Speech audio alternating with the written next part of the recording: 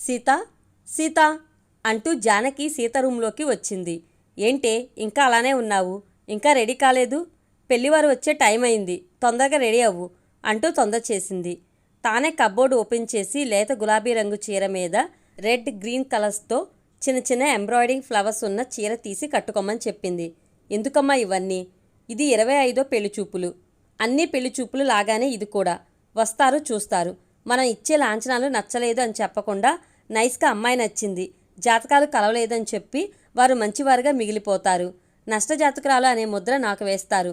పెళ్లిచూపులు అంటే నాకు చిరాకు వేస్తుందమ్మా. ఇంతటి దానికి నేను రెడీ కావడం అవసరమా అమ్మా? కూతురి కళ్ళల్లో బాధ కనిపిస్తుంటే అది చూసి జానకి కళ్ళల్లో కూడా నీరు తిరిగింది.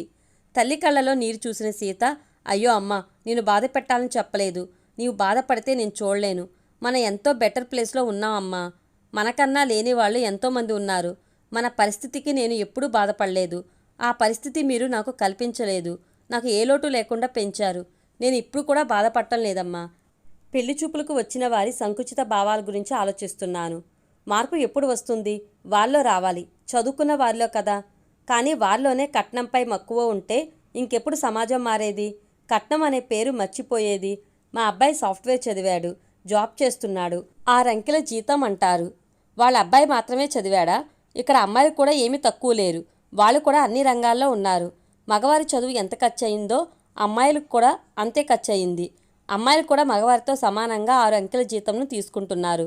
నేనేమీ తక్కువ చదివానమ్మా. ఎంఎస్సీ మ్యాథ్స్ చేసి పిహెచ్డి చేసి మా కాలేజీలోనే చేరాను. వారితో సమానంగా జీతం తీసుకుంటాను. ఇప్పటి నుండి నన్ను పోషించాలి అనడానికి లేదు. ఎందుకంటే నేను సంపాదిస్తున్నాను. ఇంకా ఎందుకు కట్నం పేరుతో లాంఛనాలు అడుగుతున్నారు? పుట్టినప్పటి నుండి ఇప్పటి వరకు అయిన ఖర్చు ఉగ్గుపాలతో సహా అంతా రాబట్టుకోవాలి అనుకుంటారేమో. కనీసం చదువుకున్న వారైనా ఇలా ఆలోచిస్తే బాగుంటుంది కదా. చదువుకు మాకు ఎంత ఖర్చు అవుతుందో వారికి అంతే అవుతుంది అని ఎందుకు ఆలోచించరు? ఎక్స్ట్రాగా లాంఛనాలు అడిగితే వారికి కష్టం అవుతుంది ఏమో అని ఎందుకు ఆలోచించరు? నేను ఫీల్ అవుతున్నాను అనుకుని నీవు ఫీల్ కాకు అంటూ కళ్ళు తుడిచి రెడీ కావడానికి చీర తీసుకుంది. చీర కట్టుకుంటూ నాకేమి తక్కువ అమ్మా. ఎంతో ప్రేమను పంచే అమ్మా నాన్న ఉన్నారు. మంచి విలువలతో కూడిన విద్యాబుద్ధులు నేర్పించారు. మంచి జాబ్ చేస్తున్నాను. మ్యాథ్స్ ప్రొఫెసర్గా కాలేజీలో మంచి పేరు ఉంది. ప్రైవేట్ జాబ్ అయినా సిన్సియర్ అండ్ హార్డ్ వర్కర్ అంటూ నాన్నకు ఆఫీస్లో మంచి పేరు సంపాదించుకున్నారు. చిన్న జీతంతో ఇంటిని సమర్థవంతంగా నడిపే మంచి ఇల్లాలు అని నీకు మన బంధువుల్లో నిన్ను మునగ చెట్టు ఎక్కిస్తూ ఉంటారు. ఇవే అమ్మా మనకు ఉన్న ఆస్తులు. ఇవే అమ్మా మనం ఉన్నా లేకపోయినా మనం జీవించేలా చేసే ఆస్తులు అంటూ జానకి దగ్గరకు వచ్చి మా మంచి అమ్మ అంటూ ముద్దు పెట్టుకుంది. అల్లరి పిల్ల, ఇంతవరకు ఎంత పెద్ద పెద్ద మాటలు చెప్పావు. మా సీతేనా ఎంత ఎదిగిపోయిందే అనుకున్నా అంటూ బుగ్గలాగుతూ, రా జడవేసి నేను కిందకి వెళ్తా, ఇంకా చాలా పని ఉంది అంటూ జడవేసి రెడీ అయ్యి దేవుడికి ఈ సంబంధమైన కుదరాలని దేవుడికి మొక్కుకుని కిందకి రా అంటూ వెళ్ళింది. దేవుడికి ఏమని మొక్కుకోవాలి? పెళ్లి చేసుకునే అమ్మానాన్నల్ని గాలికి వదిలేయాలనా? అది సాధ్యం కాదు.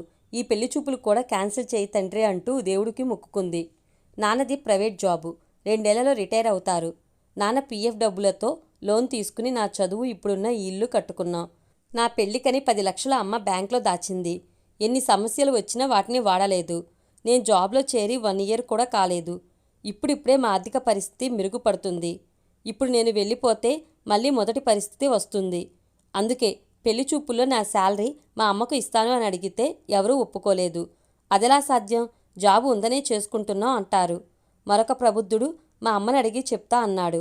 చదువులేని ఆమె చదువుకున్న నాకు వాళ్ళ అబ్బాయి చదువు గురించి, బ్యాంకు ఉద్యోగం గురించి గొప్పగా చెప్పింది.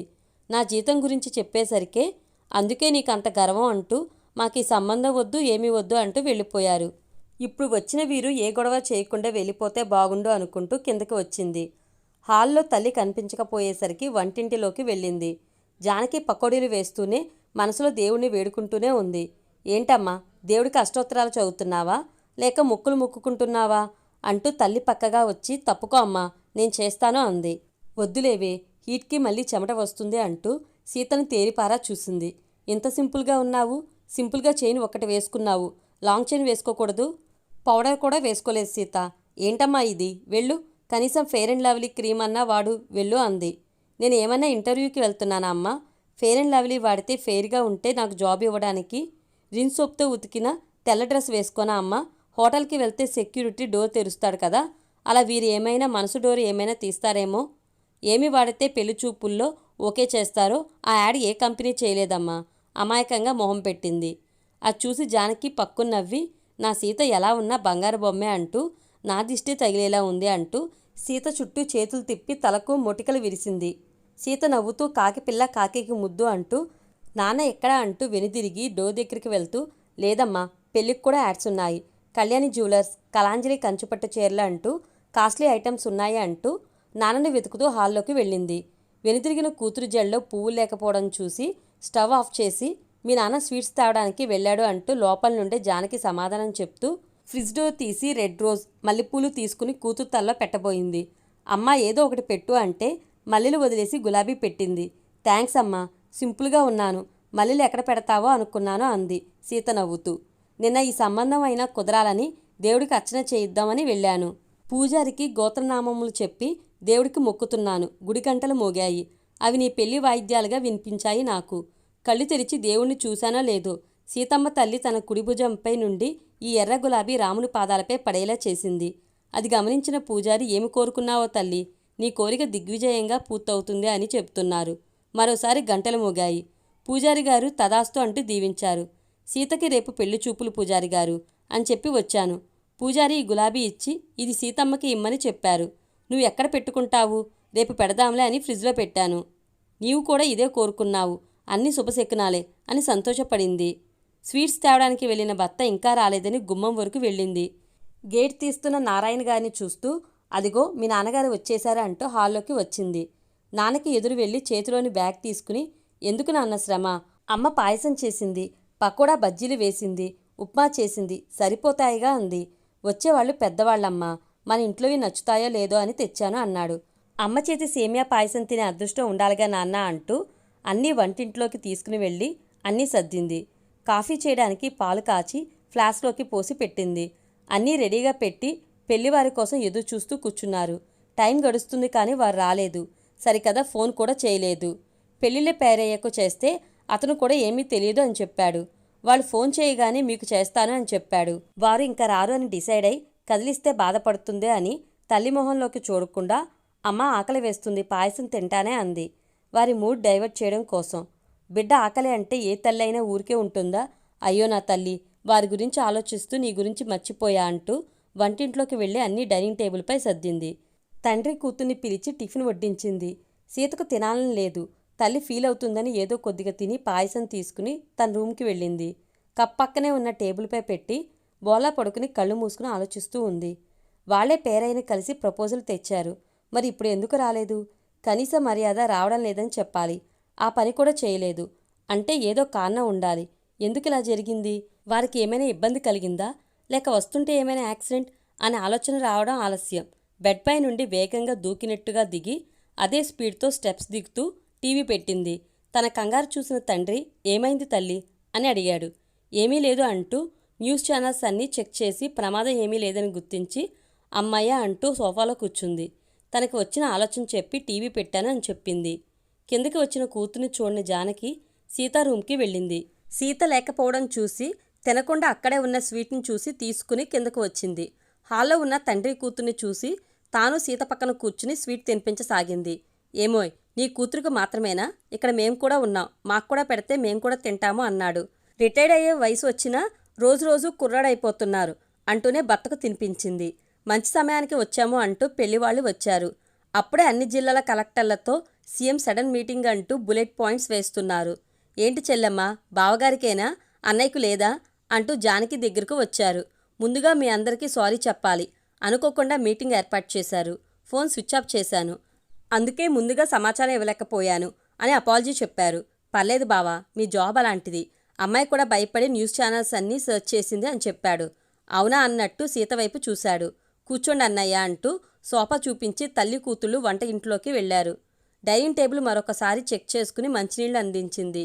అదేంటి చెల్లెమ్మ ఇలా చేశావు, బావగారు నన్ను తిట్టుకుంటారేమో, మంచి ఛాన్స్ నా వల్ల మిస్ అయిందని అంటుంటే జానకి సిగ్గుపడుతూ పోండి అన్నయ్య గారు అంటూ పక్కకు వెళ్ళింది. మేము అమ్మాయిని ఇదివరకే చూశాము, మాకు నచ్చింది, అబ్బాయితో మాట్లాడాము, తనకి ఏవో డౌట్స్ ఉన్నాయంట, అమ్మాయితో మాట్లాడాలి అన్నాడు. అమ్మాయి ఒప్పుకుంటే ముహూర్తాలు పెట్టేసుకుందాం అన్నారు. వారు అంత ఫాస్ట్గా వారి అభిప్రాయం చెప్తుంటే ఏం మాట్లాడాలో తెలియక నోరు వెలబెట్టి చూస్తూ ఉండిపోయారు. మీరు ఎప్పుడు అమ్మాయిని చూశారు అని అడిగారు.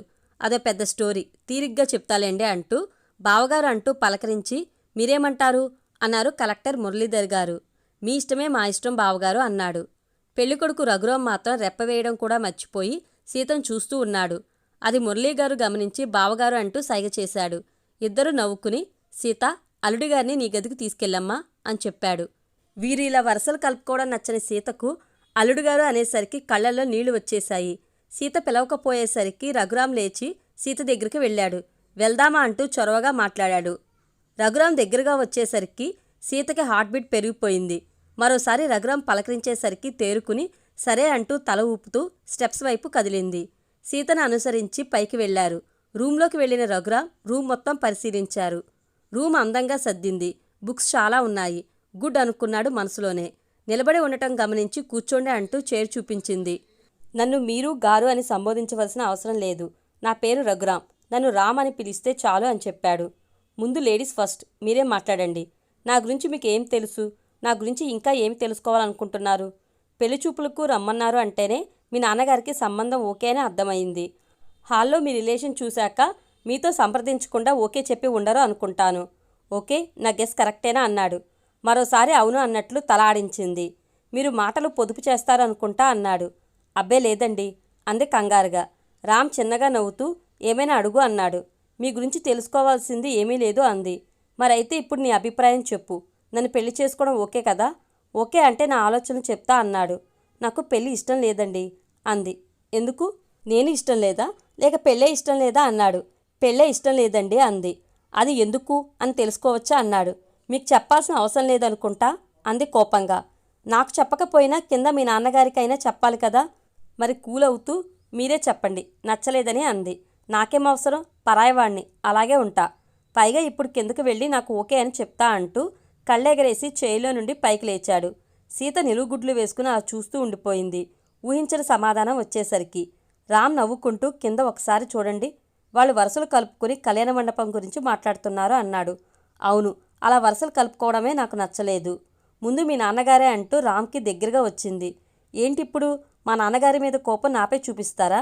ఏంటి కొడతారా? మీదకి వస్తున్నారు? పెళ్ళి కాకుండానే మ్యాన్ హ్యాండ్లింగా? ఓ, మీరు మ్యాన్ కాదు కదా, ఉమెన్ హ్యాండ్లింగ్ అంటూ ఫేస్ అమాయకంగా పెట్టి అమ్మో నేను అర్జెంటుగా కిందకు పారిపోవాలి అంటూ వడివడిగా అడుగులు వేశాడు. కిందకు వెళ్ళి ఏం చెప్తాడేమో అంటూ సీత ఫాస్ట్గా వెళ్ళి చేయి పట్టుకుని లాగడానికి ప్రయత్నించింది. రామ్ చిన్నగా నవ్వుకుంటూ లేదు నేను కిందకి వెళ్ళాలి అంటూ చెయ్యి విదిలించుకుని మరో అడుగు ముందుకు వేశాడు. చేతికి దొరికిన నడుము గట్టిగా పట్టుకుని అడుగులు వెనక్కి వేసుకుంటూ వచ్చింది. మొండికేసినట్టు యాక్ట్ చేస్తూనే సీత సాహచర్యం ఆస్వాదిస్తూ సీతకు సహకరిస్తూ వెనక్కి వస్తున్నాడు. వెనక్కి వస్తున్న సీతకు బెడ్ తగిలి బెడ్పై అడ్డంగా పడిపోయింది. అయినా రామ్ని వదల్లేదు. దాంతో రామ్ కూడా సీతపై పడ్డాడు. ముందుగా తేరుకున్న రామ్ పక్కకు పొల్లినాడు. రామ్ ఎక్కడ కిందకు వెళ్తాడో అని రామ్ని గట్టిగా పట్టుకుని తన పైకి లాక్కుని గట్టిగా పట్టుకుంది. రామ్ నవ్వుకుంటూ సీత వైపు చూశాడు. ఇద్దరి కళ్ళు కలుసుకున్నాయి. సీత కళ్ళల్లో భయంతో కూడిన నీళ్లు దొంకడానికి సిద్ధంగా ఉన్నాయి. అది గమనించిన రామ్ తన టెన్షన్ పోగొట్టాలని సీతను చూసి కన్నుగొడుతూ మనకింకా పెళ్లి కాలేదని ఆలోచిస్తున్నాను. ఇలా పట్టుకుంటే నాకు ఏమేమో చెయ్యాలి అనిపిస్తుంది అంటూ భయంతో అదురుతున్న చిన్న పెదవులను చూస్తూ దగ్గరకు వస్తున్నాడు. వెంటనే సీత అలర్ట్ అయ్యి సిగ్గుపడుతూ పక్కకి తోసేసింది. అంటూ ఇదేం బాగాలేదు, ఎక్కడికో తీసుకువెళ్ళి కిందకు తోసేశారా అంటూ రామ్ చిన్నపిల్లాళ్ళ కాళ్ళు చేతులు ఆడిస్తూ ఏడుస్తున్నట్లు యాక్ట్ చేశాడు. వేసిన వేషాలు చాలేండి అంటూ చెవి పట్టుకుని లేపి కూర్చోపెట్టింది. ఇప్పుడైనా చెప్తావా లేక కిందకు వెళ్ళమంటావా అంటూ సీరియస్గా అడిగాడు. లేట్ అయితే మనవణ్ణిచ్చే కార్యక్రమంలో ఉన్నామనుకుంటారు, తొందరగా స్టార్ట్ చేసే అంటూ బెడ్పై బాసిం పట్టు వేసుకుని కూర్చున్నాడు. ఇప్పుడే సీరియస్ అవుతాడు, అంతలోనే రొమాంటిక్గా మాట్లాడతారు, వెంటనే ఎంత వేరియేషన్ చూపిస్తారో అనుకుంటూ సీత చైర్లో కూర్చోబోయింది. వెంటనే రాము సీత చేయి పట్టుకుని తన ఎదురుగా కూర్చోపెట్టుకున్నాడు. సీత నవ్వుతూ రామ్ వైపు చూస్తూ కూర్చుంది. సీత 2 నిమిషాలు మౌనంగా ఉండి తర్వాత స్టార్ట్ చేసింది. మిమ్మల్ని పెళ్లి చేసుకోవడం నాకు ఇష్టమే అంది. అది తెలుసు, వద్దు అనుకోవడానికి రీజన్ చెప్పు అన్నాడు. మరి అది అంటూ నసుకుతూ ఉంది. మరి అది చెప్పు, కింద ఉన్నవాళ్ళు భయపడి పైకి వస్తారు. ఇప్పటికే మనం వచ్చి గంట పైనే అయ్యింది. పెళ్లి చూపుల్లో 10 నిమిషాలు మాట్లాడుకోవడానికి ఇస్తారు. మనం ఇంతసేపు ఉంటే వాళ్ళు డెఫినెట్గా పైకి వస్తారు అన్నాడు. అంతలో కింద నుండి నారాయణ గారు అమ్మా సీత అన్నారు. సీత స్టెప్స్ దగ్గరకు వచ్చి 10 నిమిషాలు నాన్న అంది. వెనకే వచ్చిన రామ్ అరగంట అని చెప్పు, 10 నిమిషాలకు పూర్తి కాదు అన్నాడు. సీత వెంటనే అరగంట చెప్తారంట నాన్న అంది రామ్ వైపు చూస్తూ. అమ్మని తెలివితేటలు మస్తుగానే ఉన్నాయే అంటూ రూంలోకి వెళ్ళాడు. పంతులు గారితో అన్నీ ఎంక్వైరీ చేశాను అన్నావుగా, మరింకా చెప్పేది ఏమీ లేదు. ఇంకా మీ చెప్తే వింటాను అంది. నీ నోటితో వినాలని వచ్చాను చెప్పు అన్నాడు. తన చిన్నప్పటి నుండి నాన్నపడిన కష్టం, తన చదువు కోసం, ఇంటి కోసం నాన్నపడిన కష్టం కళ్ళ ముందు మెదులుతుంటే నా దారి నేను చూసుకోవాలంటే ఎలా? అది నా వల్ల కాదు. అందుకే నా శాలరీలో సగం అమ్మకి ఇవ్వాలి అనుకుంటున్నాను. ఇది ఒప్పుకున్నట్లు బాండ్ పేపర్పై సైన్ చేస్తేనే పెళ్ళి, లేకుంటే లేదు. సరే నీ ఇష్టం. కిందకి వెళ్ళి నాకు ఓకే అని చెప్తా అంటూ సీతను చూస్తూ కళ్ళెగరేశాడు. సీత అంతే కోపంగా రామ్ని చూస్తూ రూమ్లో మిస్బిహేవ్ చేశావని నాకు ఈ పెళ్లి వద్దు అని చెప్తా అంది. పెళ్లి చూపులకు వచ్చిన రామ్ సీత పర్సనల్గా మాట్లాడుకోవడానికి వెళ్లారు. అక్కడ జరిగిన అనుకోని పరిణామాలకు రామ్ సీతను ఆట పట్టిస్తూ ఉంటాడు. సీతకు పెళ్లి ఇష్టం లేదు, అందుకనే నేను నచ్చలేదని చెప్పమని చెప్తుంది. నీవు నాకు నచ్చావు, నేను ఎందుకు అబద్ధం చెప్పాలి? కిందకి వెళ్ళి నాకు ఓకే అని చెప్తా అంటూ సీతను చూస్తూ కళ్ళెగరేశాడు. సీత అంతే కోపంగా రామ్ను చూస్తూ రూమ్లో మిస్బిహేవ్ చేశావని నాకు ఈ పెళ్లి వద్దు అని చెప్తా అంటూ వెళ్తుంది. అమ్మో ఇది చెప్పినా చెప్తుంది అనుకుని చేయిపట్టి లాగుతాడు. వెళ్ళి బెడ్పై కూర్చోపెట్టి నీ గురించి పూర్తిగా తెలుసుకుని పెళ్లి చూపులకు వచ్చాను. అవునా, మీకు నేను ఎలా తెలుసు? అమ్మ వాళ్ళ మ్యారేజ్ డే రోజు నాన్న సెక్యూరిటీ లేకుండా గుడికి వచ్చారు. వారు ఎవరు అనేది అక్కడ ఉన్న భక్తులకు తెలియదు కదా. అక్కడికి ఎస్పీ సార్ నాన్న వాళ్ళు గుడికి వస్తారు అని దేవాలయ ప్రధాన అర్చకులకు ఇన్ఫర్మేషన్ ఇచ్చారు. అర్చకులు వచ్చేసరికే నాన్న వాళ్ళని క్యూలో రమ్మని గొడవ చేశారు.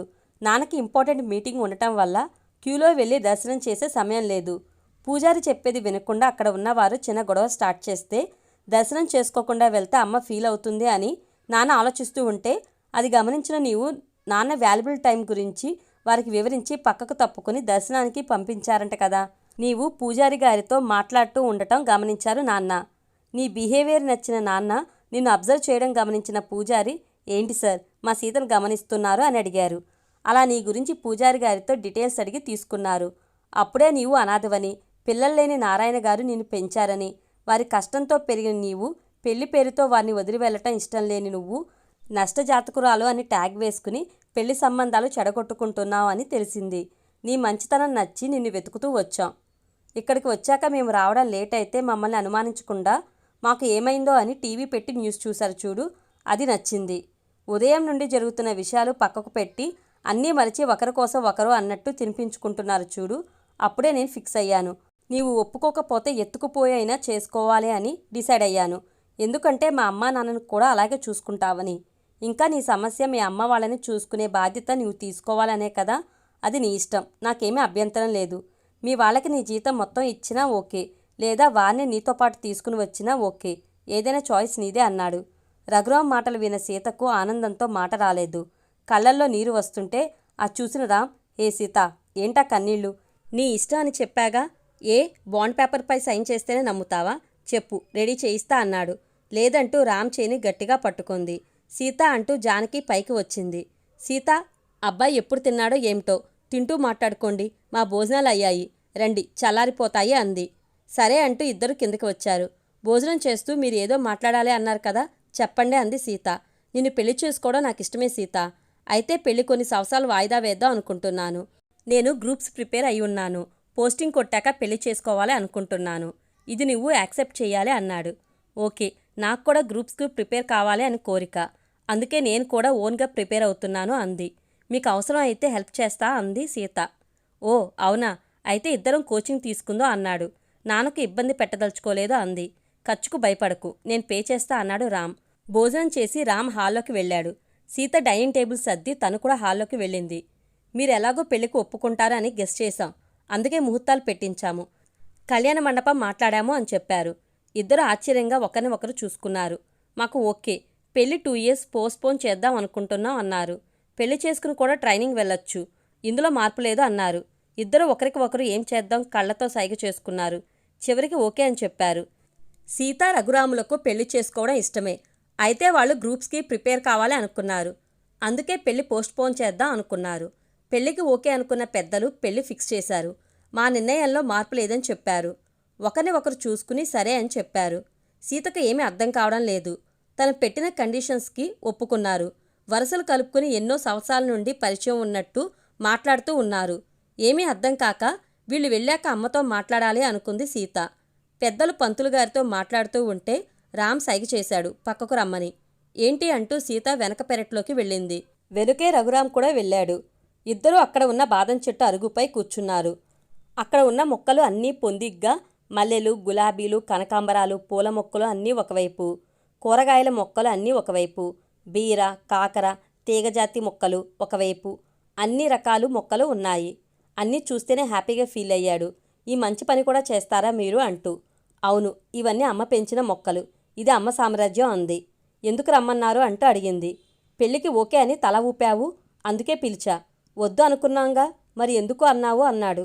అదేంటి, నీవేగా ఓకే అను అని సైగ చేశావు, మళ్ళీ నన్నంటున్నావు అంది. నువ్వు ఏదో ప్లాన్ వేసావు అనుకుని సరే అన్నాను అంది. అవును, నేను అలాగే అనుకున్నా, కానీ నేను చూశాక పెళ్లి చేసుకోవాలని అనిపించింది మరి అన్నాడు చిన్నగా నవ్వుతూ. ఆ అందే ఆశ్చర్యంగా చూస్తూ. ఆలేదు ఊలేదు, ఒప్పుకోకపోతే కొట్టి మరీ చేసేలా ఉన్నారు, అందుకే సరే అన్నాను. వివాహయ విద్య నాశయ అని ఏమో అన్నారు. పెళ్లి చేసుకున్నా మనం దూరంగానే ఉండొచ్చు, పెళ్లి కాకుండా కలిసి ఉంటాం, కలిసి చదువుతాం అంటే ఎవరూ ఒప్పుకోరు, అందుకే ఒప్పుకున్నాను. పెళ్లి చేసుకుని లైఫ్లో సెటిల్ అయ్యాక కొత్త లైఫ్ స్టార్ట్ చేద్దాం అని అనుకున్నారు. పెళ్లికి ముహూర్తాలు పెట్టించారు. రెండు వైపులా ఖర్చులు పెట్టుకుని గ్రాండ్గా పెళ్లి చేశారు. సీత గదిని అందంగా రెడీ చేశారు. ఆ పక్కనే గదిలో సీతను రెడీ చేస్తున్నారు. సీతను చూసిన జానకమ్మ, నా సీత సీతా కళ్యాణంలోని సీతాదేవిలా అందంగా ఉంది, నా బంగారు తల్లి, నా దిష్టే తగిలేలా ఉంది అంటూ తల చుట్టూ తిప్పి తలకు మెటికలు విరిచింది. తన కళ్ళ కాటుక తీసి బుగ్గన చుక్క పెట్టింది. ఏంటమ్మా ఇది, మాకిష్టం లేకుండా ఇలా గదిలోకి పంపిస్తారా అంది. పెద్దలుగా మేము చేయాల్సినవి మేము చేస్తాం, ఆపై మీ ఇష్టం అంది. ఇదేమి చోద్యమే తల్లి, పెళ్ళవడం ఆలస్యం, కట్టుకున్నోడి కౌగిల్లో వాలిపోవాలి అనుకుంటారు అందరూ. ఇది చూస్తే రాముణ్ణి ఆమడ దూరం పెట్టేలా ఉంది అంటూ వచ్చిన అమ్మలక్కలు అందరూ బుగ్గలు నొక్కుకున్నారు. దంపత పూజ చేయించి పెద్ద ముత్తైదువులకు దంపత తాంబూల ఇప్పించారు. అనంతరం గదిలోకి రఘురామును పంపించారు. గదిలో పాలనురగలాంటి పట్టుపంచే పైజామాలో రఘురాముడు సీత కోసం ఎదురు చూస్తున్నాడు. పట్టెమంచంపై ఉన్న మల్లెలు మత్తెక్కిస్తున్నాయి. ఏసీ గదిలో కూడా చిరు చెమటలు పడుతున్నాయి. ఉదయం పూజకు సీత పక్కన కూర్చున్నప్పటి నుండి మనసు ఏదో తెలియని ఫీలింగ్. మనసు సీత సాంగత్యం కోరుతున్నది, బుద్ధి లక్ష్యాన్ని చూపిస్తున్నది. మరి ఏది జయిస్తుందో చూడాలి. మరి సీత వస్తున్న అడుగుల సవ్వడి వినిపిస్తుంది. స్నేహితులు, వరసైన వారి అల్లరి మాటలు, నవ్వులతో సీత పాల గ్లాస్తో గదిలో అడుగుపెట్టింది. సీతను గదిలోనికి తోసి బయట గడియ వేశారు. సీత ఒక్క క్షణం అక్కడే ఆగింది. నేను వెళ్ళాలా లేక రఘురాం వచ్చే వరకు ఉండాలా అని మనసులో ఆలోచిస్తుంది. ఇక్కడ మన హీరో గారు నేను వెళ్ళి తీసుకురావాలా, తానే వస్తుందా అని అనుకుంటున్నాడు. సీత వస్తున్నట్టు అడుగుల శబ్దం వినిపించక తల ఎత్తి సీత వైపు చూశాడు. అక్కడే ఉంది అంటే నేనే వెళ్ళాలి, ఇదేదో నాకు వర్కౌట్ అయ్యేలా ఉంది అంటూ రఘురాం సీత దగ్గరకు వెళ్దాం అని పైకి లేచాడు. రామ్ రాలేదని సీత వచ్చేసింది. దగ్గరకు వచ్చిన సీత పాల గ్లాసు అందించింది. పాలు తాగి గ్లాస్ సీతకు ఇచ్చాడు. సీత కూడా పాలు తాగి గ్లాసు టేబుల్పై పెట్టింది. అంతవరకు మనసులో ఏదో బెరుగ్గా ఉన్న రఘురాం సీత గ్లాస్ అందుకుని పాలు తాగేసరికి రఘురాం మనసు గాల్లో తేలిపోయింది. మీరిక్కడే బెడ్పై పడుకోండి, నేనక్కడ సోఫాలో పడుకుంటా అని దిండు తీసుకుంది. గాల్లో తేలుతున్న రఘురాం గాలి తీసిన బెలూన్లో దబ్బుని కింద పడ్డట్టు అయింది. రెడ్ బోర్డర్ ఉన్న వైట్ శారీ కట్టుకుని తల నిండా మల్లెలు పెట్టుకుని చేతి నిండుగా ఎర్రటి మట్టి గాజులు వేసుకుని బాపు బొమ్మలా అందంగా ఉంది.